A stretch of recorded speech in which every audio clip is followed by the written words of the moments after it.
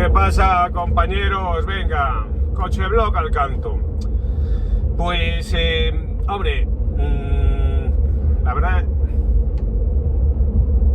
es que no tengo nada así relevante que decir, salvo, bueno, hoy es miércoles, mañana se estrena el tercer episodio de la serie por Marruecos para nómadatv.es.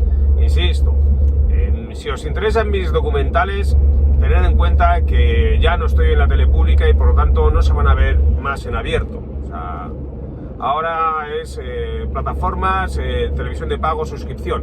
La forma más barata de disfrutar de mis documentales y disfrutarlos todos en una ventana sola es en nómadatv.es. 2,70 euros al mes, por lo tanto cada nuevo episodio son 75 céntimos. Ya. Es un precio súper de coña, es menos de una caña para verte un episodio nuevo a la semana.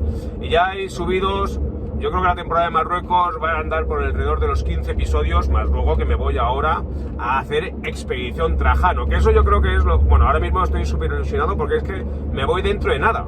O sea, salimos el 26 de mayo y me voy a hacer un recorrido por los Balcanes, después Turquía, y mi objetivo después es hacer parte de Grecia y acabar en Dubrovnik, porque yo acabo el viaje en Dubrovnik porque este año voy a tener vacaciones internacionales con mi familia. Si todo va bien, como mis hijos ya son un poquito más mayores, Teresa volará con los niños a Dubrovnik y vamos a pasar allí una semana en familia, sin filmar, tranquilos, ¿no? Después de haber hecho todo el curro. Y bueno, la verdad es que es una de las cosas que me apetece mucho porque hasta ahora no había podido hacer largos viajes con mis hijos porque eran pequeños. Hombre, meter a unos niños pequeños mucho tiempo en un coche o meterlos en un avión, pues es un rollo. No, pero ya tendrán 4 y 6 y ya se van enterando un poco de las cosas y entonces ellos irán volando hasta Dubrovnik y yo ya habré mandado la moto de vuelta para España y allí lo que haré será alquilar un coche y pasaremos una semana. Entonces les enseñaré aquellas cosas que a mí me gustan y que me conmueven, les explicaré la historia de esa ciudad, que fue una república marítima, que compitió con Venecia, que tenía que lidiar con una relación siempre conflictiva con el Imperio Otomano, que fue el gran poder hegemónico que allí sustituyó al Imperio Bizancio, ¿no? Porque estas son las cosas que a mí me gusta explicar cuando voy a hacer la serie, porque yo cuando voy a viajar por los Balcanes, la península de los Balcanes, ¿no? O sea, todo lo que era Yugoslavia, que ahora mismo es Serbia, Montenegro, Albania, Macedonia, bueno, pues Bulgaria, luego Grecia. Y a mí lo que me gusta no tanto contaron las fechas, ¿no? O sea, mis documentales no van, te explico las fechas, porque tú necesitas tener esos datos y sobre todo en los libros ahí aparece bien explicado los detalles históricos, ¿no? Pero lo importante es, en mi opinión, cuando se va a realizar una divulgación histórica, es que al espectador o al escuchante o al lector le quede claro cuál sería el dibujo de un determinado momento histórico, ¿no? En cuanto a nuestro, digamos, mundo occidental, es relativamente sencillo, visto desde el punto de vista español, establecer una serie de fechas, ¿no? De hitos que nos permitan conocer o explicar o ordenar la historia, ¿no? Entonces, tú tienes una serie de conceptos como pueden ser siglo II antes de Cristo, los romanos. Antes de los romanos, ¿qué hubo aquí? Pues los íberos, los celtíberos, los turdetanos, los tartesos, en fin, todas estas cosas que ya se hunden en la noche de los tiempos, griegos, fenicios, cartagineses. Pero ¿qué es lo que tenemos en España? Bueno, pues la llegada de los romanos, la romanización que dura hasta el siglo VI, ¿no? O sea, del 2 antes de Cristo hasta el siglo VI, ¿no? Más o menos, ¿no? Después tienes el periodo histórico de los visigodos y después tienes el periodo histórico de la conquista musulmana. Entonces, ya con eso, y después de la conquista musulmana, pues ya tienes ahí toda la Edad Media, que tú puedes, digamos, pues sin conocer exactamente las fechas, que son la formación de los reinos cristianos del norte, la campaña de la Reconquista y tal, ¿no? Entonces, ¿hasta cuándo, no? Tú, ¿qué ves la fecha 1492? Con que te aprendas esta fecha, ya sabes que ahí es cuando se produce la conquista de Granada, es ya la unificación de todo el territorio peninsular y la conquista de América, ¿no? Y entonces, bueno, y después otra fecha que para mí es importante, que me permite diferenciar un periodo histórico de otro, 1588. 1588 es el desastre de la Armada Invencible, de la gran y felicísima Armada, porque yo lo he explicado muchas veces, a veces me intentan corregir, pero si léete mis libros, coño, ahí en Europa Nómada, donde está explicada, donde se sigue la fuga de náufrago, que es la epopeya de los náufragos de la Armada Invencible en Irlanda, cuando se produce el desastre de la invasión de Inglaterra. Entonces mueren 28.000 españoles en las costas de Irlanda y naufragan 25 barcos, ¿no? Entonces ahí lo que explico es que era la Spanish Armada, ¿no? La grande y felicísima Armada, y que fueron los ingleses quienes, para reírse de nosotros, empezaron a llamarla irónicamente la Armada Invencible, y nosotros nos copiamos ese nombre porque somos así de capullos, ¿no? Entonces, lo que era una broma irónica de los ingleses diciendo, mira la Armada Invencible, ¿no? Pues nosotros le empezamos a llamar así, a lo que era la Grande y Felicísima Armada. ¿Por qué yo llamo la Armada Invencible? Porque todo el mundo lo entiende, joder. Porque si dices Grande y Felicísima Armada, tienes que explicar por qué era así. En cambio, dices Armada Invencible, todo el mundo ya sabe lo que es, ¿no? Porque hasta el más lerdo ha escuchado hablar alguna vez de la Armada Invencible. Bueno, pues para mí es fundamental 1588, porque eso marca el comienzo, o sea, eso es en pleno reinado de Felipe II, y entonces nos permitiría marcar también una barrera entre lo que pasó antes y lo que pasó después, ¿no? Sin embargo, en el mundo oriental, la cosa es mucho más... no tenemos ni puñetera idea de lo que pasó allí, porque no se nos ha explicado esa historia. Y para mí es muy interesante, porque cuando yo explico en mis documentales que Grecia, por ejemplo, es un país oriental y no es tanto un país occidental o europeo occidental, a veces me dicen, no, pero eso es que Grecia es la cuna de Europa. Vamos a ver. O sea, nosotros tenemos que tener claro que la diferencia entre Oriente y Occidente es una diferencia cultural religiosa. La diferencia entre Oriente y Occidente, al menos en el ámbito, digamos, europeo, se determina por el cisma entre la Iglesia Católica y la Iglesia Ortodoxa, que se produce alrededor, oficialmente, alrededor del año 1000, ¿no? Entonces ya se ha producido la división entre el Imperio Romano de Oriente y el Imperio Romano de Occidente, que se produce después de la muerte del último emperador unitario de todo el imperio, que era Teodosio, que por cierto nació en Hispania. Es el último emperador romano hispano, porque el más grande fue Trajano, que es lo que vamos a seguir ahora, y después nos quedaría Teodosio. Y Teodosio divide el imperio entre sus hijos Honorio y Arcadio. Imperio romano de Occidente, con capital en Roma, que luego iría cambiando a otras ciudades, porque Roma ya perdió todo su esplendor, y después Imperio romano de Oriente, con capital en Bizancio, Constantinopla, que ya era la capital imperial. Entonces, ¿qué ocurre? El Imperio Romano de Occidente desaparece pocos siglos después, pero sin embargo ya surge la Edad Media y los distintos reinos y feudos y lo que se llamó el Sacro Imperio Romano Germánico, que era una especie de intento de... Todo el mundo, claro, se quiere considerar descendiente de Alejandro Magno y de los emperadores romanos. Bueno, pues entonces el Imperio Romano de Oriente, que sobrevive casi 1000 años más, pero sobrevive con una decadencia creciente, ¿no?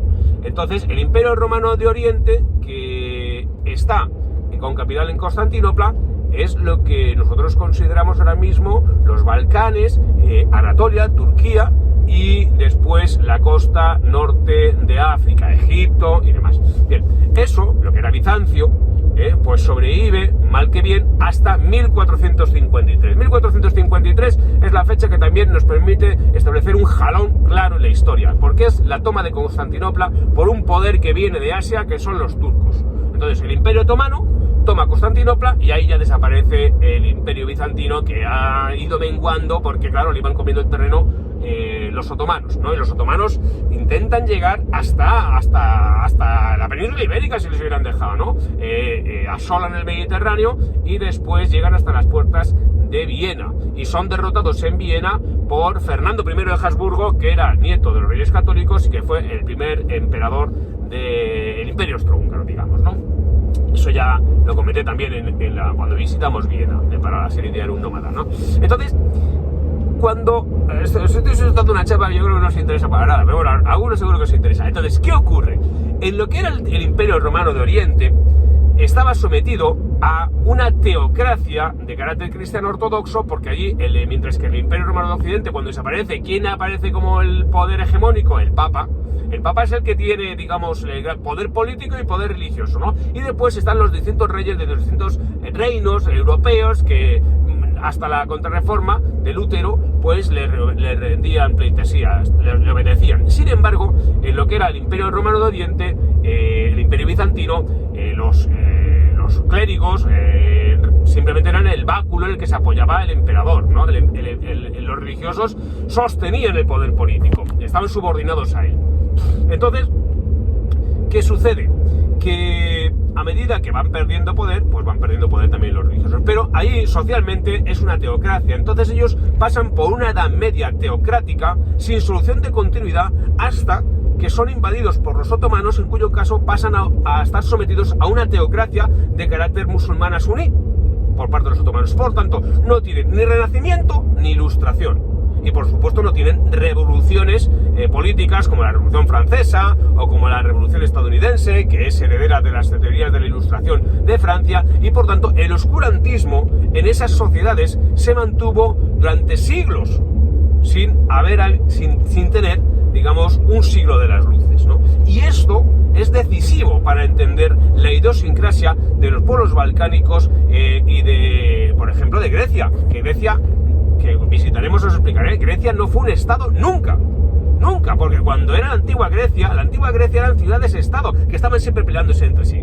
y por lo tanto es interesante poner en contexto que los griegos no consideraban lo que nosotros llamamos antigua Grecia, que para empezar no era para nada la Grecia continental que hoy en día, sino que la Grecia de entonces se distribuía entre la península de Anatolia, Turquía y la Grecia continental, y luego la Grecia insular, sino que los griegos primero no llamaban Grecia, sino la Hélade, y después ellos consideraban que era Grecia allí donde vivían los griegos, y los griegos eran los que tenían religión común, mitos comunes e idioma común, pero luego estaban a hostias todo el día unos contra otros, que si Tebas contra Atenas, que si Atenas contra Esparta, que si Corinto contra todos, ¿no? Entonces, bueno, esto es interesante. En fin, estas son las cosas que a mí me apasionan, y como veis me encanta contarlas, y después me encanta hacer los viajes para visitar todos estos lugares, porque vais a flipar la cantidad de ruinas y yacimientos arqueológicos que vamos a ver, con todo el exotismo oriental que se supone. Y entonces yo creo que va a molar mucho. Así que, joder, si quieres ver estos episodios junto con los que están viéndose de Marruecos,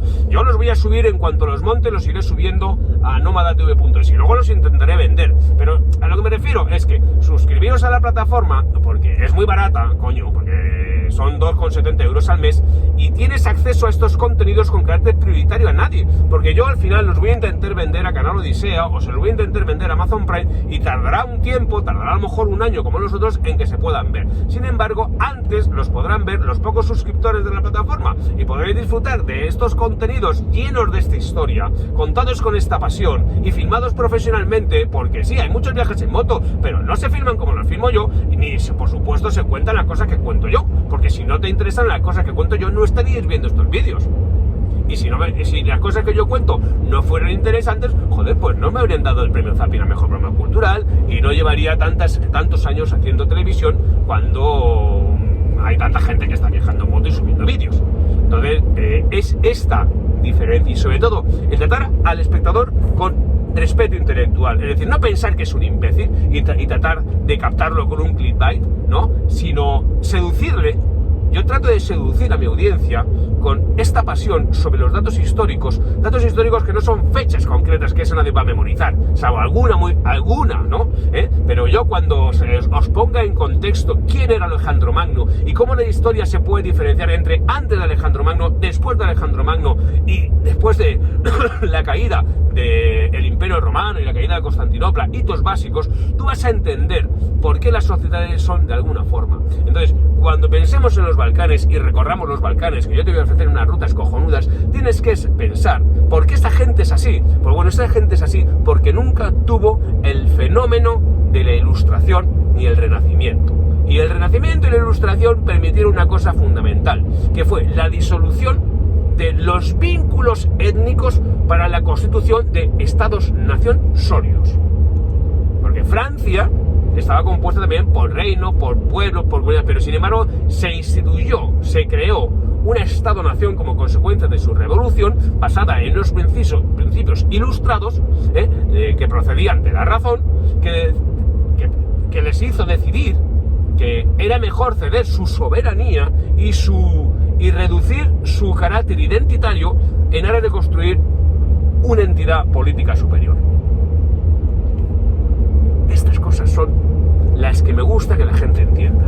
Así que nada, muchachos, ya sabéis, pronto podréis seguir el viaje Expedición Trajano hasta el corazón de Anatolia, hasta el lugar donde muere el emperador, y lo podréis ver en nomadatv.es. Yo creo que va a molar muchísimo, y luego ya hablaremos en otra ocasión de aspectos de actualidad, pero a mí me gusta a veces más hablar del pasado, entender el pasado, porque eso me va a permitir comprender lo que sucede ahora, como por ejemplo las diferencias políticas que hay entre Turquía y Grecia, y por qué Turquía ahora se opone a que entre en la OTAN, Finlandia y Suecia y demás. De eso ya hablaremos todo. Todos estos temas pienso tratarlos en los episodios, y ya sabéis, si queréis entrar en el club de lectores, comprarme algunos libros en miquelsilvestre.com, los lo mando dedicados, y ya sabéis que este fin de semana nos vamos al Pirineo, que posiblemente haga un tiempo espectacular, y ya somos 100 y nos lo vamos a pasar como enanos. Very good, my friends.